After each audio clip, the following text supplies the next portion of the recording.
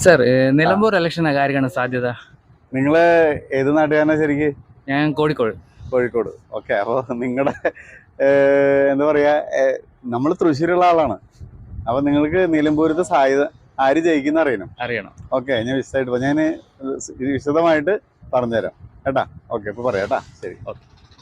ഈ നിലമ്പൂര് നിയോജക മണ്ഡലത്തിൽ നമ്മളിപ്പോ 2-3 തെരഞ്ഞെടുപ്പിലെ അല്ല പഞ്ചായത്ത് തെരഞ്ഞെടുപ്പ് കഴിഞ്ഞ നിയമസഭാ തെരഞ്ഞെടുപ്പ് അതിന് മുന്നത്തെ നിയമസഭാ തെരഞ്ഞെടുപ്പിന്റെ റേഞ്ച് വെച്ച് നോക്കുകയാണെങ്കിൽ ഏവറേജ് ഇടതുപക്ഷത്തെ മുന്നണിക്കൊരു 80,000 വോട്ട്, UDFന് ഒരു 80,000 വോട്ട് ഒക്കെ കിട്ടാനുള്ള സാധ്യതയുള്ള ഒരു പൊസിഷനാണ് നിലവിലുള്ളത്.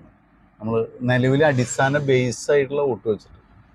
പക്ഷേ പരമ്പരാഗതമായിട്ട് അവിടെ നേരിയ ഭൂരിപക്ഷത്തിന് എപ്പോഴും UDF ജയിച്ചുകൊണ്ടിരിക്കുന്ന ഒരു മണ്ഡലമാണ്. ആ സാഹചര്യത്തിൽ UDFന്റെ മണ്ഡലം എന്ന് തന്നെ പറയാം. പക്ഷേ ഇടതുപക്ഷം എപ്പോഴും സ്വതന്ത്ര സ്ഥാനാർത്ഥികളെയൊക്കെ ഇറക്കിക്കൊണ്ടാണ് അവിടെ വിജയം നേടിയെടുത്തിട്ടുള്ളത് എപ്പോഴും.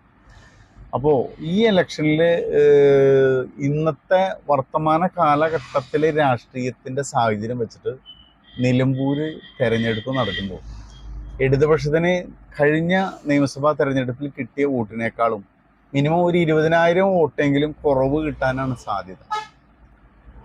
മാക്സിമം ഒരു 70,000-ൻ്റെ മുകളിൽ വോട്ട് കിട്ടാൻ ഇടതുപക്ഷത്തിൻ്റെ സാധ്യത കാണുന്നില്ല. ഇടതുപക്ഷത്തിൻ്റെ വോട്ടുകൾക്ക് അങ്ങനെ കുറവ് സംഭവിക്കും. UDFിലെ പടലപ്പിണക്കങ്ങളും സ്ഥാനാർത്ഥി ആരെന്ന് പറഞ്ഞുള്ള തർക്കവും മറ്റു പല വിഷയങ്ങളും കൊണ്ട് UDFിൽ വോട്ട് ചെയ്യുന്ന ജനങ്ങൾ വോട്ട് ചെയ്യാതിരുന്നെങ്കിൽ മാത്രമാണ് LDF ജയിക്കാൻ സാധ്യതയുള്ളൂ. സാധാരണഗതിയിൽ കഴിഞ്ഞ പ്രാവശ്യത്തെ പോളിംഗ് ശതമാനം, കഴിഞ്ഞ നിയമസഭാ തെരഞ്ഞെടുപ്പിൽ പഞ്ചായത്തിലൊക്കെയുള്ള പോളിംഗ് ശതമാനം ജനങ്ങൾ വന്ന് വോട്ട് ചെയ്യുകയാണെങ്കിൽ സ്വാഭാവികമായിട്ട് അവിടെ UDF ഉറപ്പായിട്ട് ജയിച്ചിരിക്കും. LDFിൻ്റെ വോട്ടിൽ വളരെ ചോർച്ച ഉറപ്പായിട്ട് ഒരു 20,000 വോട്ട് വരെ കുറഞ്ഞു വരാനുള്ള സാധ്യതയുണ്ട്. ഒരു 60,000 വോട്ട് അല്ലെങ്കിൽ മാക്സിമം 70,000 വോട്ട് അതിന് മുകളിലേക്ക് എത്താനുള്ള സാധ്യതയില്ല. UDFന് കുറഞ്ഞത് ഒരു 80,000 വോട്ട് അതിന് മുകളിലാണ് പോകാൻ. അപ്പം നോർമലി UDF ജയിക്കാനാണ് ഇപ്പോഴത്തെ വർത്തമാന കാലഘട്ടത്തിലെ നിലമ്പൂരെ അവസ്ഥ വെച്ച് UDF ജയിക്കാനാണ് സാധ്യത. പക്ഷെ അത് കേരള രാഷ്ട്രീയത്തിൽ പ്രത്യേകിച്ച് വലിയ മാറ്റമൊന്നും വരുത്താനായിട്ട് പോകുന്നില്ല. കാരണം വരുന്ന പഞ്ചായത്ത് തെരഞ്ഞെടുപ്പിലും അടുത്ത നിയമസഭാ തെരഞ്ഞെടുപ്പിലും നിലമ്പൂർ തെരഞ്ഞെടുപ്പിൽ UDF ജയിച്ചു എന്നതുകൊണ്ട് എന്തോ വലിയൊരു സംഭവമാണ് എന്ന രീതിയിലൊന്നും സംഭവിക്കാനായിട്ട് പോകുന്നില്ല. കാരണം അന്ന് ആ നിലമ്പൂർ മണ്ഡലത്തിലെ രാഷ്ട്രീയ കാലാവസ്ഥ വെച്ചിട്ട് LDFിനെതിരാണ് വികാരം. കാരണം പ്രത്യേകിച്ച് വന്യജീവികളുടെ സംബന്ധമായിട്ട് ആന ആക്രമണം, പുലി ആക്രമണം, എന്താ പറയുക, പന്നി ആക്രമണം, പലതരത്തിലുള്ള വിഷയങ്ങൾ ആ ഭാഗങ്ങളായിട്ട് ബന്ധപ്പെട്ടുകൊണ്ടിരിക്കുകയാണ്. പിന്നെ മലപ്പുറം വെള്ളാപ്പള്ളിയുടെ മലപ്പുറം പ്രസ്താവന, അപ്പോൾ അൻവറിൻ്റെ വിഷയങ്ങൾ, പല വിഷയങ്ങളും ഉള്ളതുകൊണ്ട് ശരിക്കും പറഞ്ഞു കഴിഞ്ഞാൽ LDFന് അനുകൂലമല്ലാത്തൊരു സാഹചര്യം നിലമ്പൂർ മണ്ഡലത്തിൽ സംജാതമായിട്ടിരിക്കുകയാണ്. അപ്പോൾ കാലകാലങ്ങൾ പരമ്പരാഗതമായിട്ട് വോട്ട് ചെയ്തുകൊണ്ടിരിക്കുന്ന ജനങ്ങൾ വോട്ട് ചെയ്യാൻ വരികയാണെങ്കിൽ അവിടെ LDF ഉറപ്പായിട്ട് തോൽക്കും.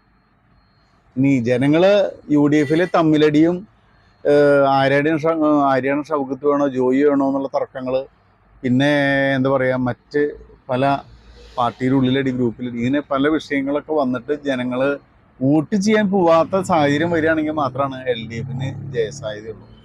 അല്ലെങ്കിൽ ഉറപ്പായിട്ട് അവിടെ UDF ജയിക്കാനാണ് സാധ്യത എന്നാണ് ഇപ്പോഴത്തെ പൊസിഷനിൽ പറയാൻ പറ്റുക.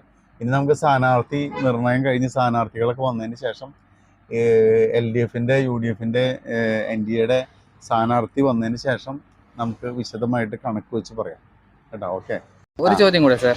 ഈ മലപ്പുറത്ത് മുസ്ലിം ലീഗിന്റെ ഒരു സമ്മേളനം നടക്കും വഖഫ് നിയമ ഭേദഗതിനെ പറ്റി. അത് എന്താണ് അവർ ഉദ്ദേശിക്കുന്നത്, അതിന് ലക്ഷ്യം വെക്കുന്നത് എന്താണ് വെച്ച് കഴിഞ്ഞാൽ ഇന്ന് കോഴിക്കോട്, മലപ്പുറം ജില്ലകളിലൊക്കെ ആയിട്ട് നടക്കുന്ന മുസ്ലിം ലീഗിൻ്റെ വഖഫിനെതിരെയുള്ള സമ്മേളനത്തിന് എന്തുകൊണ്ട് നടത്തുന്നു എന്നുള്ളതല്ലേ? അതെ. ഓക്കെ, ശരി, പറയാം. ഈ വഖഫ് നിയമ ഭേദഗതി പ്രതിഷേധിച്ച് കോഴിക്കോട് കടപ്പുറത്ത് ഇന്ന് നടക്കുന്ന റാലിയുടെ യഥാർത്ഥ ലക്ഷ്യം എന്ന് പറഞ്ഞു കഴിഞ്ഞാൽ ഈ കേന്ദ്ര സർക്കാരിനെതിരെ, വകുപ്പിനെതിരെ നടക്കുന്ന സമരം. അതിൻ്റെ പിന്നിൽ പല ലക്ഷ്യങ്ങളുണ്ട്. ഒന്നാമത്തെ ലക്ഷ്യം വെച്ച് കഴിഞ്ഞാൽ കേരളത്തിൽ പല മുസ്ലിം സംഘടനകളുണ്ട്. പലരും ഓരോ വിഷയത്തെ ചൊല്ലി സമരങ്ങൾ, തർക്കങ്ങൾ ഒക്കെ ആയിട്ട് രംഗത്ത് വരുന്നുണ്ട്. അപ്പോൾ കേരളത്തിലെ മുസ്ലിം ജനവിഭാഗങ്ങളുടെ നേതൃത്വം അത് ഇന്ത്യൻ യൂണിയൻ മുസ്ലിം ലീഗിൻ്റെ കയ്യിലാണ് എന്ന് സമർത്ഥിക്കുക എന്ന ലക്ഷ്യം ഒന്നാമത്തെ ലക്ഷ്യം. പിന്നീട് നമ്മൾ പല സ്ഥലത്തും കേരളത്തിൽ ഈ മുസ്ലിം മതത്തിൽ തന്നെയുള്ള തീവ്രവാദ സംഘടനകൾ, കാരണം മത തീവ്രവാദം വളർത്തുന്ന സംഘടനകൾ, ആ മത തീവ്രവാദ സംഘടനകളുടെ വളർച്ച കാരണം BJPക്ക് വളരാനുള്ള ഒരു അവസരം കേരളത്തിൽ ഉണ്ടായിക്കൊണ്ടിരിക്കുകയാണ്. മത തീവ്രവാദികളുടെ ഓരോ നീക്കങ്ങളും BJPനെ വളർത്തിക്കൊണ്ടിരിക്കുന്നു. അപ്പോൾ തീവ്രവാദികളുടെ ശക്തി വളർന്നു വരുന്നതിനെ തടയിടാനായിട്ട് മുസ്ലിം സമൂഹം ഭൂരിഭാഗം നിൽക്കുന്നത് ഇന്ത്യൻ യൂണിയൻ മുസ്ലിം ലീഗിൻ്റെ കൂടെയാണ് എന്ന് എല്ലാ മുസ്ലിങ്ങളെയും അറിയിക്കുക എന്നുള്ളൊരു സന്ദേശം. പിന്നെ മുസ്ലിം സംഘടനകളിലെ പലതരത്തിലുള്ള അഭിപ്രായ വ്യത്യാസങ്ങൾ, ഐക്യങ്ങൾ, വിഷയങ്ങളൊക്കെ ഉണ്ട് പല സംഘടനകളായിട്ട്. അപ്പോൾ ഇത്തരം വിഷയങ്ങളൊക്കെ നിൽക്കുന്നതുകൊണ്ട് ലീഗിൻ്റെ ശക്തി ക്ഷയിച്ചിട്ടില്ല. ലീഗ് അന്നും ഇന്നും കേരളത്തിലെ ഏറ്റവും ശക്തിയുള്ള മുസ്ലിം വിഭാഗത്തിലെ പാർട്ടിയാണ്, സംഘടനയാണ് എന്ന് തെളിയിക്കുക. അതോടൊപ്പം തന്നെ ഇപ്പം നമ്മളിപ്പോൾ മുനമ്പം വിഷയം, വകുപ്പ് ബില്ലും വിഷയങ്ങളൊക്കെ ഉണ്ടല്ലോ.